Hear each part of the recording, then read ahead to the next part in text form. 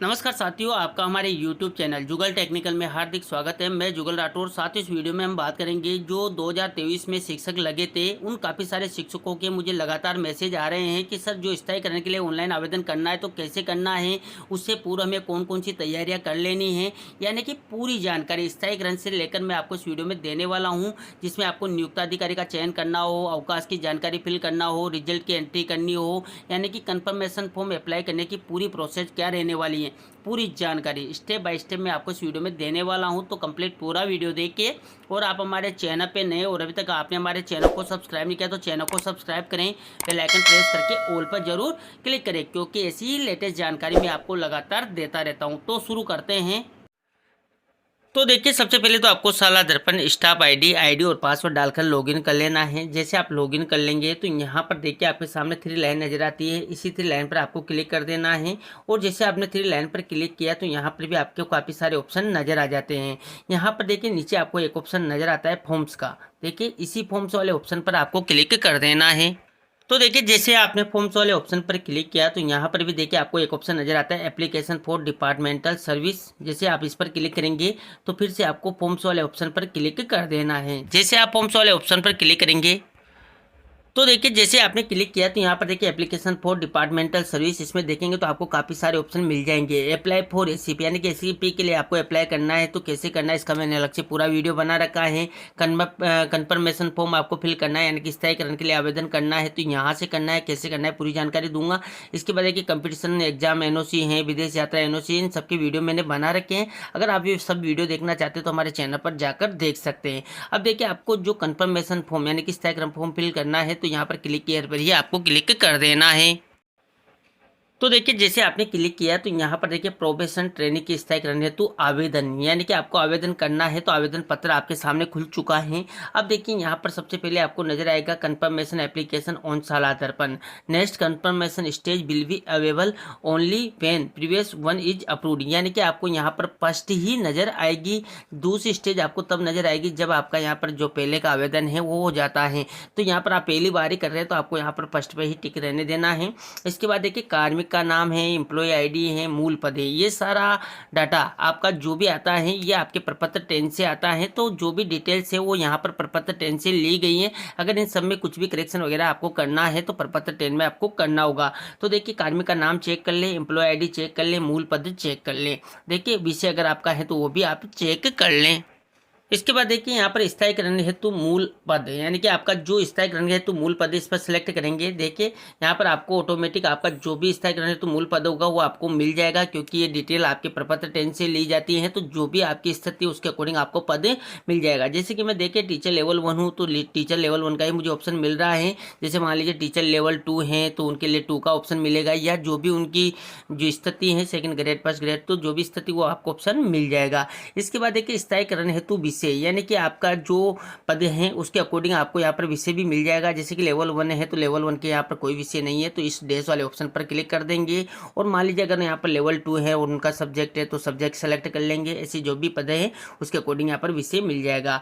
इसके बाद देखिए नियुक्त अधिकारी का चयन करें, ये काफी इंपॉर्टेंट है। देखिए यहाँ पर सेलेक्ट पर क्लिक करेंगे तो यहाँ पर आपको सभी प्रकार के नियुक्त अधिकारी मिल जाएंगे। जैसे कि देखिए निर्देशक माध्यमिक शिक्षा है, संयुक्त निर्देशक माध्यमिक शिक्षा है, जिला शिक्षा अधिकारी माध्यमिक शिक्षा मुख्यालय है, जिला शिक्षा अधिकारी प्रारंभिक शिक्षा मुख्यालय हैं, विकास अधिकारी हैं, मुख्य कार्यकारी अधिकारी यानी कि जो सीओ हैं जिला परिषद के वो है। सारे ऑप्शन आपको मिल जाता है आपकी जो भी स्थिति है। जैसे कि मान लीजिए लेवल 1 है और उनका नियुक्त अधिकारी विकास अधिकारी है तो विकास अधिकारी सेलेक्ट करेंगे, या मान लीजिए प्रारंभिक शिक्षा जिला शिक्षा अधिकारी प्रारंभिक शिक्षा है तो वो सेलेक्ट करेंगे। यानी कि जो भी आपके पद हैं उसके अकॉर्डिंग आपको यहाँ पर नियुक्त अधिकारी मिल जाते हैं। जैसे कि मान लीजिए विकास अधिकारी तो विकास अधिकारी सेलेक्ट कर लेंगे। इसके बाद देखिए जिले का चयन करें, यानी कि आपका जिले का चयन आपको करना है जहां से आपका स्थायीकरण हो रहा है। जैसे कि देखिए यहाँ पर सभी जिले आपको मिल जाएंगे। देखिए सारे जिले यहाँ पर आ चुके हैं। देखिए नए जिलों का गठन हुआ है तो वो भी यहाँ पर आपको मिल जाता है। जैसे कि मान लीजिए मेरा जिला है तो मैं वहाँ से सेलेक्ट कर लूँगा। इसके बाद देखिए आपको यहाँ पर ब्लॉक का चयन करना है, यानी कि आपका जो जिला आपने सेलेक्ट किया उसके अकॉर्डिंग आपको ब्लॉक मिल जाएंगे। देखिए यहाँ पर सारे ब्लॉक आपको मिल जाते हैं। जो भी आपका ब्लॉक है वो सिलेक्ट कर लेंगे। इसके बाद देखिए मेरिट नंबर, जो आपके मेरिट नंबर हैं देखिए उस साल जो भर्ती थी आपकी उसके अकॉर्डिंग यहाँ पर आपको मेरिट नंबर और उसका ईयर मिल जाएगा। ये देख ले आप। इसके बाद देखिए यहाँ पर आपको एक और ऑप्शन मिलता है परीक्षा परिणाम रिवाइज, यानी कि आपका परीक्षा परिणाम रिवाइज हुआ है तो आपको हाँ पर करना है, नहीं हुआ है तो नहीं ही आपको रहने देना है। अगर मान लीजिए आप हाँ पर क्लिक करते हैं तो आपको देखिए यहाँ पर नया ऑप्शन मिल जाता है, देखिए मेरिट नंबर का। यहाँ पर आपको जो रिवाइज परिणाम आपका हुआ है उसके अकॉर्डिंग आपकी मेरिट नंबर क्या है वो आप यहाँ पर फिल करेंगे, अगर परिणाम रिवाइज हुआ है तो। अगर नहीं हुआ है तो नहीं पर ही आपको टिक रहने देना है।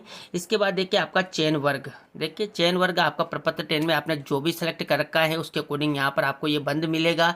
यहाँ आप कोई भी चेंजेस नहीं कर सकते, जो भी चेंजेस वगैरह आपको करना है वो प्रपत्र 10 में करना होगा। प्रपत्र 10 है जो आपका लॉक होगा, अगर आपको उसको अनलॉक करवाना है तो सीबीओ से अनलॉक करवाना होगा। सीबीओ से अनलॉक करवा कर आपको जो भी डिटेल अपडेट करनी है वो अपडेट कर लेंगे, उसके बाद आपको लॉक करके वेरीफाई कर देना है, तब जाकर आपका जो डिटेल है वो यहाँ पर आपको चेंज डिटेल मिलेगी। इसके बाद देखिए आपके पिता का नाम, जन्म दिनांक, मोबाइल नंबर आप चेक कर लें, ये भी प्रपत्र 10 में जो भी होंगे उसके अकॉर्डिंग आपको मिल जाएंगे।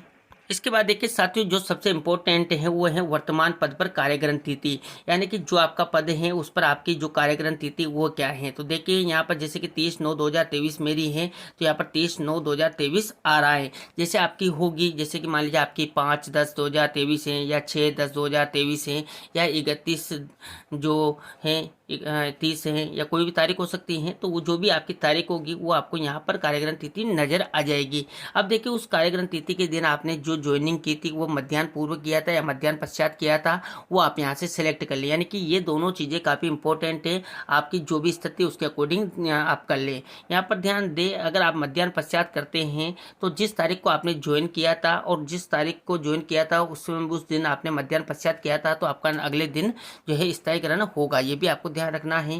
तो इस प्रकार आपका यहाँ पर डिटेल्स चेक कर ले, अगर इनमें भी कोई चेंजेस वगैरह आपको करना है तो प्रपत्र 10 में ही आपको सेवा विवरण में जाके करना है। किस प्रकार करना है इसका मैंने अलग से पूरा वीडियो बनाया हुआ है कि आपकी जो कार्यग्रहण तिथि है वो किस प्रकार आप चेंज कर सकते हैं।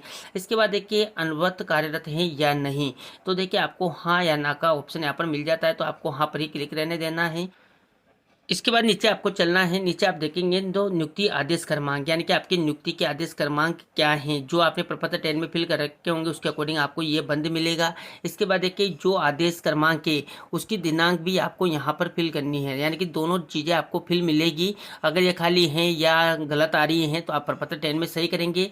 इसके बाद देखिए पद पर स्थायीकरण की प्रस्तावित तिथि, अब देखिए जो आपने कार्यग्रहण तिथि ली थी और मध्याह्न पूर्व लिया था तो उसी दिन आपका जो है उसी दिन और 2 साल बाद आपका स्थायीकरण हो जाएगा। जैसे कि मान लीजिए मेरा 30/9/2023 का कार्यग्रहण तिथि और मध्याह्न पूर्व है तो जो स्थायीकरण होगा वो 30/9/2025 को ही होगा। लेकिन अगर मान लीजिए आप यहाँ पर मध्याह्न पश्चात का ऑप्शन लेते हैं तो देखिए मध्याह्न पश्चात का ऑप्शन लेते हैं तो यहाँ पर देखिए 30/9/2023 मैंने कार्यग्रहण किया था और मान लीजिए मध्याह्न पश्चात था तो जो मेरा स्थायीकरण होगा वो 1/10/2000 देखिए 1/10/2025 को होगा, क्योंकि 2 साल बाद होगा। तो देखिए तो यहाँ पर वो डेट आपको लेनी होगी, यानी कि जैसे आपकी स्थिति उसके अकॉर्डिंग आपको यहाँ पर डेट लेनी है। तो देखिए 30/9/2023 मध्याह्न पूर्व के हिसाब से मेरा 30/9/2025 को होगा। तो देखिए वो डेट आपके तभी खुलेगी जब यहाँ पर 30 तारीख हो जाएगी। अभी देखिए यहाँ पर 22 सितंबर 2025 ही है तो मैं उसको अभी सेलेक्ट करके आपको नहीं बता सकता, क्योंकि अभी 22 तारीख ही हुई है। जैसे 30 तारीख होगी ऑप्शन आपको चालू मिल जाएंगे। तो ये भी आपको ध्यान रखना है कि जब आपका आवेदन जब आप कर रहे हैं तभी आप इसको कर पाएंगे। इसके बाद देखिए यहाँ पर नोट की बात करें तो यदि कार्मिक मॉडल स्कूल का है तो अपने विद्यालय का एनआईसी कोड भरे, अन्यथा लागू नहीं है। यानी कि अगर मान लीजिए आप मॉडल स्कूल में चले गए हैं तो अपने पूर्व विद्यालय का एनआईसी कोड आपको भरना है, देखिए। और अगर आपके लागू नहीं है तो आप इसको खाली छोड़ दें, देखिए। इसके बाद देखिए नीचे आपको चलना है और नीचे आप देखेंगे तो संबंधित कक्षा का 2 वर्षों का परीक्षा परिणाम प्रोबेशन अवधि का विवरण, यानी कि अब आपको यहाँ पर जो आपकी कक्षा है उसमें 2 वर्षों का परीक्षा परिणाम फिल करना है। यहाँ पर देखेंगे तो नोट दे रखा है कि कक्षा 5 और 8 के परीक्षा परिणाम की प्रविष्टि में उस कक्षा में ABC, ध्यान दें, A, B और C ग्रेड प्राप्त करने वाले विद्यार्थियों का प्रतिशत इंद्राज किया जाना है। यानी कि यहाँ पर आपको जो कक्षा 5, 8, 10 या 12 है उसका यहाँ पर रिजल्ट फिल करना है, परीक्षा परिणाम फिल करना है। यहाँ पर कक्षा 5 और 8 का परीक्षा परिणाम आप प्रविष्ट करेंगे तो उसमें ABC वाले स्टूडेंट को ही आपको प्रतिशत में काउंट करना है, D या E ग्रेड वालों को नहीं करना है। तो देखिए यहाँ पर सबसे पहले तो सत्र की बात करेंगे, यानी कि कौन सा सत्र था, यानी कि आपको दोनों सत्रों के यहाँ पर रिजल्ट की एंट्री करनी है। अब देखिए यहाँ पर जैसे कि 23-24 है, 24-25 है, 25 से भी सभी चल रहा है तो 23-24 और 24-25 2 वर्षों का ही आप फिल कर सकते हैं, जो भी आपकी स्थिति है उसके अकॉर्डिंग मैं बता रहा हूँ। अब देखिए 23-24 का आप रिजल्ट भरेंगे। कक्षा की बात करें तो यहाँ पर बोर्ड कक्षा ही आपको मिलेगी 5, 8, 10, 12, यानी कि 5, 8 का आपका फिल कर रहे हैं तो ABC ग्रेड को ही आप शामिल करेंगे, उनके प्रतिशत को ही शामिल करेंगे और 10, 12 की जो स्थिति उसके अकॉर्डिंग आप करेंगे।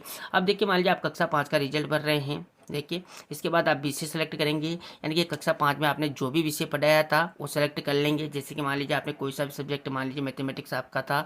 इसके बाद छात्र संख्या, यानी कि 23-24 में कक्षा 5 में जो आप का बोर्ड रिजल्ट है मैथमेटिक्स में छात्र संख्या कितनी थी और परीक्षा परिणाम कितना था वो भर के आपको सेव कर देना है।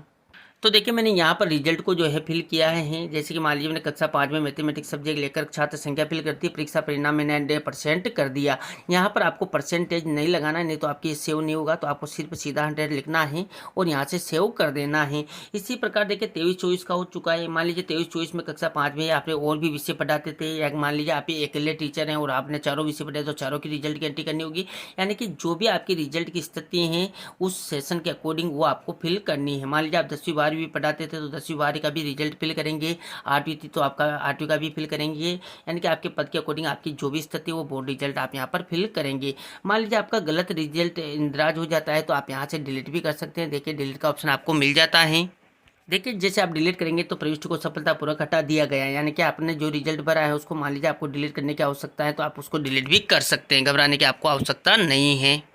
इस प्रकार साथियों आप रिजल्ट आसानी से यहाँ पर फिल कर पाएंगे। इसके बाद देखिए संस्था प्रधान के मोबाइल नंबर, देखिए संस्था प्रधान के मोबाइल नंबर जो भी हैं शाला दर्पण के अकॉर्डिंग आपको यहाँ पर मिल जाएंगे। इसके बाद आप नीचे चलेंगे तो यहाँ पर कार्मिका सेवा विवरण जो आपने प्रपत्र 10 में भर रखा है उसके अकॉर्डिंग आपको मिलेगा। देखिए विद्यालय का कार्यालय का नाम जहाँ पदस्थापित रहे वो यहाँ पर नजर आ जाएंगे, पद का नाम आपको नजर आ जाएगा, कार्यरत अवधि यानी कि कब से, यानी कि जबकि आपने ज्वाइनिंग की थी और कब तक, यानी कि कंटिन्यूज का आपको ऑप्शन मिल जाएगा। पदस्थापन का प्रकार आप देख लें, DR जिला परिषद, यानी कि जो लेवल 1 है उनके DR जिला परिषद का देख लें, यानी कि अगर इन सब में भी अगर आपको चेंजेज वगैरह करना है तो प्रपत्र 10 में कर लें। साथ ही ये इसलिए जानकारी मैं आपको बता रहा हूँ कि आप पहले से ही पूरी तैयारी कर ले, जब आपका स्थायीकरण आवेदन आपको करना होगा तब आप आसानी से कर पाएंगे। तो इस प्रकार ये पूरी डिटेल आप अच्छे से चेक कर लें। देखिए इस प्रकार सेवा विवरण होगा, सेवा विवरण चेक कर लें। इनमें आपको चेंजेज वगैरह कैसे करना है इनका भी मैंने अलग से पूरा वीडियो बना रखा है, सबका लिंक मैं आपको वीडियो के डिस्क्रिप्शन में दे दूंगा। अब देखिए यहाँ पर उपयोग किए गए अवकाशों का विवरण, ये काफ़ी इंपॉर्टेंट है क्योंकि अवकाश सभी लेते हैं और उनको ये विवरण भी फिल करना है। तो देखिए यहाँ पर आपको सबसे पहले तो अवकाश का विवरण सेलेक्ट करना है। अब देखिए यहाँ पर आपको अवकाश का विवरण में जैसे आप क्लिक करेंगे तो यहाँ पर सभी प्रकार के अवकाश आपको मिल जाएंगे। पहला वही अवकाश आपको प्रसूति अवकाश है, पितृत्व अवकाश है, आकस्मिक अवकाश है, कार्यग्रहण अवकाश है, उपार्जित अवकाश है, असाधारण अवकाश है, परिवर्तित अवकाश है, अवैतनिक अवकाश है, नए अवकाश है, यानी कि सारे अवकाश यहाँ पर आपको दिए हुए हैं। जो भी आपने लिए हैं वो सब आपको फिल करने हैं। जैसे कि मान लीजिए आकस्मिक अवकाश सभी लेते हैं तो आकस्मिक अवकाश की आपको एंट्री करनी है। तो देखिए यहाँ पर आपको आकस्मिक अवकाश में जैसे आप क्लिक करते हैं तो यहाँ पर आपको 2 ऑप्शन मिल जाते हैं, प्रथम वर्ष और द्वितीय वर्ष। देखिए तो यहाँ पर सबसे पहले तो प्रथम वर्ष का आपको अवकाश विवरण फिल करना है। अब देखिए आधे दिन का अवकाश अगर आपने लिया है तो आधे दिन का अवकाश पर आप टिक करेंगे और देखिए और आपको यहाँ पर देखिए अवकाश की दिनांकवार विवरण फिल करना है, यानी कि अगर आपने आधे दिन का अवकाश लिया है और कौन से दिन कब से कब तक लिया है तो देखिए जिस दिन लिया है वो डेट आप यहाँ पर फिल कर देंगे। यहाँ पर कुल संख्या ऑटोमेटिक आ जाएगी और आदेश यहाँ पर आदेश की प्रति नहीं रहेगी तो कोई बात नहीं, आप सेव कर देंगे। जैसे कि देखिए मैं सेव करके भी आपको बता देता हूँ। तो देखिए मैं यहाँ पर सेव करके आपको बता देता हूँ अवकाश का दिनांकवार विवरण, यानी कि कब से, यानी कि आपकी जो नियुक्ति उसके बाद आपने कब अवकाश लिया था। तो देखिए मैंने जैसे यहाँ पर विवरण भरा, देखिए यानी कि मैंने कि 1 दिन का अवकाश लिया है तो देखिए 10 से 10 तक मैंने एक अवकाश लिया तो कुल संख्या यहाँ पर ऑटोमेटिक आ चुकी है। अब आपको कार्य यहाँ पर सेव पर क्लिक कर देना है। तो देखिए जैसे आपने सेव पर क्लिक किया तो प्रविष्टि को सफलतापूर्वक सेव कर दिया गया, यानी कि आपकी प्रविष्टि यहाँ पर हो चुकी है।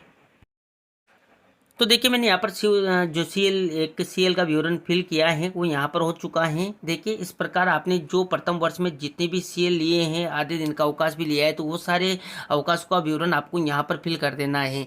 इसके बाद द्वितीय वर्ष में भी आपने जितने आकस्मिक अवकाश लिए वो सारे यहाँ पर आपको फिल कर देने हैं। तो इस प्रकार सारे अवकाश आप फिल कर देंगे। इसके बाद देखिए अवकाश के विवरण में ही आपने जैसे मान लीजिए प्रसूति अवकाश लिया है या पितृत्व अवकाश लिया है या आपने असाधारण अवकाश लिया है, कोई सा भी अवकाश हो सकता है, अवैतनिक अवकाश भी आप ले सकते सकते हैं। तो देखिए यहाँ पर आकस्मिक अवकाश के अन्य अलावा जो भी अन्य अवकाश आप लेते हैं तो ध्यान दें यहाँ पर आपको अवकाश का दिनांकवार विवरण फिल कर देना है। और यहाँ पर देखिए आदेश की प्रति, यानी कि आपको यहाँ पर उसकी आदेश की प्रति भी सिलेक्ट करनी होगी। यानी कि आकस्मिक अवकाश में तो आपको कोई भी आदेश की प्रति यहाँ पर सिलेक्ट नहीं करनी है, यानी कि प्रति नहीं लगानी है। लेकिन आकस्मिक अवकाश के अलावा जो भी आप अन्य अवकाश लेंगे, जो कि मैंने बताया प्रसूति अवकाश हैं या पितृत्व अवकाश हैं, देखिए यहाँ पर ऑटोमेटिक देखिए पितृत्व अवकाश हैं, तो यहाँ पर आपको चूज फाइल यानी कि चूज फाइल करनी होगी, यानी कि वो आदेश की प्रति आपको लगानी होगी जो अवकाश आपने लिया है। जैसे कि पितृत्व अवकाश हैं या आपको प्रसूति अवकाश हैं या आकस्मिक साधारण अवकाश हैं या अवैतनिक अवकाश है, जो भी आपकी स्वीकृति आदेश है वो आप यहाँ पर लगा देंगे और सेव कर देंगे। जैसे सारे अवकाश का विवरण आप फिल कर देंगे, यहाँ पर नीचे आपको अवकाश का विवरण नजर आ जाएगा। अवकाश का विवरण है, वर्ष हैं और अवकाश जो भी हैं वो सारी डिटेल्स आपको यहाँ पर नजर आ जाएगी। तो इस प्रकार ये सारी डिटेल स्थायीकरण फॉर्म आपको इस प्रकार फिल कर लेना है। देखिए यहाँ पर सारी डिटेल आपने कंप्लीट कर ली है, यानी कि पूरा फॉर्म आपने फिल कर लिया है, अच्छे से चेक कर लिया है। इसके बाद आपको देखिए यहाँ पर दो ऑप्शन नजर आते हैं, सेव और फाइनल सबमिट का। सबसे पहले तो आपको जो भी आपने फॉर्म फिल किया है उसको सेव कर लेंगे ताकि ये डिटेल्स आपकी सेव हो जाएगी। जब आप सेव कर लेंगे इसके बाद प्रिंट वगैरह देख लें, प्रीव्यू वगैरह आप देख लें कि आपने जो फॉर्म फिल किया है वो बिल्कुल सही है। इसके बाद आपको देखिए फाइनल सबमिट करना है। फाइनल सबमिट पर क्लिक करेंगे तो आपको OTP जाएगी आपके मोबाइल नंबर पर और OTP से आपको उसको फाइनल सबमिट कर देना है, वेरीफाई कर देना है। जब आप इसको फाइनल सबमिट कर देंगे तो आपका जो संबंधित DDO है जहां पर आपका फॉर्म जाएगा वहां से इसको जो है दोबारा से आपको पूरा फॉर्म वगैरह प्रिंट लेकर सेवा संतोष वगैरह आपको फिल करके वेरीफाई करवाकर उसको भी लगाना होगा। यानी कि पूरी डिटेल आपको अपने DDO से भी कंप्लीट करवानी होगी। जब DDO इसको कंप्लीट कर देगा, फिल कर देगा और ये इसको फॉरवर्ड करेगा DO के, जो भी आपका संबंधित DO है वहां पर चला जाएगा और वहां से आपका जो स्थायीकरण होना है, जो आदेश वगैरह निकलना है वो वहां से निकलेगा। तो इस प्रकार ये पूरी प्रोसेस रहेगी। पहले कार्मिक को फिल करना है, इसके बाद DDO से, DDO के बाद जो DO है वहां पर से पूरी प्रोसेस इस प्रकार आपकी रहने वाली है। इसमें आपको ध्यान ये रखना है कि आपके जो भी दस्तावेज आपको लगाने हैं जिसमें आपको आकस्मिक अवकाश वगैरह की जो है कंप्लीट पूरे 2 साल का विवरण बनाना है उसको भी आप जो है वेरीफाई वगैरह करवा लें। और जो भी सेवा आकस्मिक अवकाश वगैरह है वो आप यहाँ पर फिल कर लेंगे। और जो भी आपके अवकाश वगैरह आप लेते हैं अदरवाइज जो भी अवकाश है उनकी जो स्वीकृति वगैरह आदेश है वो भी आप देख लें। संतोष प्रद सेवा का विवरण वगैरह भी आप बना लें। साथ ही ये पूरी जानकारी यानी कि जब स्थायीकरण आवेदन आपके शुरू हो जाएंगे, जैसे कि आपकी डेट आएगी उसके बाद में इसको आपको पूरी ऑनलाइन प्रोसेस करके भी बताऊंगा कि आपको स्थायीकरण का आवेदन जो है फॉरवर्ड कैसे करना है PO को, PO इसको किस प्रकार जो है कंप्लीट करके DDO को फॉरवर्ड करेगा। पूरी जानकारी मैं आगे आपको देने का प्रयास करूंगा। तो ये थी साथियों, काफ़ी सारे साथियों के लगातार मुझे मैसेज मिल रहे थे कि सर जो हमारा स्थायीकरण का आवेदन करना है वो किस प्रकार करना है, क्या क्या चीज़ें हमें कंप्लीट कर लेनी है, पूरी जानकारी स्टेप बाय स्टेप मैंने आपको इस वीडियो में देने का प्रयास किया। आपको हमारी जानकारी कैसी लगी, जानकारी अच्छी लगी तो लाइक करें, शेयर करें और अभी तक आपने हमारे चैनल को सब्सक्राइब नहीं किया तो चैनल को सब्सक्राइब करें, बेल आइकन प्रेस करके ऑल पर जरूर क्लिक करें क्योंकि ऐसी लेटेस्ट जानकारी मैं आपको लगातार देता रहता हूं। धन्यवाद साथियों, फिर मिलते हैं नई वीडियो में नई जानकारी के साथ। तब तक के लिए जय हिंद।